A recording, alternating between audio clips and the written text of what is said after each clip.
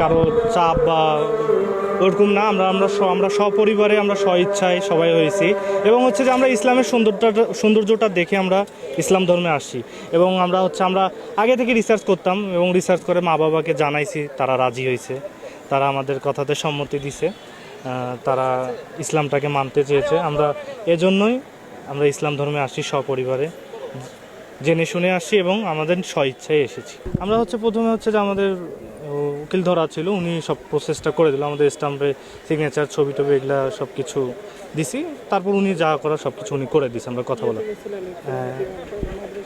হ্যাঁ মাদ্রাসায় আমরা মৌলানা সাহেবের কাছ থেকে আমরা কালেমা সবাই পড়েছি এবং ইসলামের বেসিক যে জিনিসগুলো আমাদেরকে তারা বুঝাই দিছে যে আমাদেরকে এই জিনিসগুলো ফলো করতে হবে, এই জিনিসটা মেনে চলতে হবে। আমাদের যে শেখার তো অনেক কিছু আছে, যেহেতু ইসলামটা অনেক অনেক পুরনো ধর্ম, অনেক কিছু জানার আছে এই জায়গায়। আমরা চেষ্টা করব যে প্রতিনিয়ত শিক্ষার মাধ্যমে জিনিসটা জানার এবং সব কিছু বোঝার।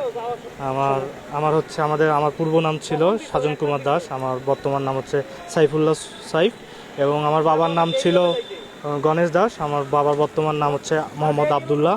আমার বড় ভাইয়ের নাম ছিল আগের নাম ছিল রঞ্জন কুমার দাস, বর্তমান নাম ফুজাইল মুয়াস, এবং আমার ছোট ভাইয়ের নাম ছিল রিশান কুমার দাস, বর্তমান নাম আয়ান আহমেদ।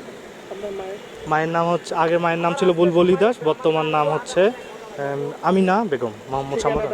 ঠিকানা আমার বাসা বদরগঞ্জ, রংপুর।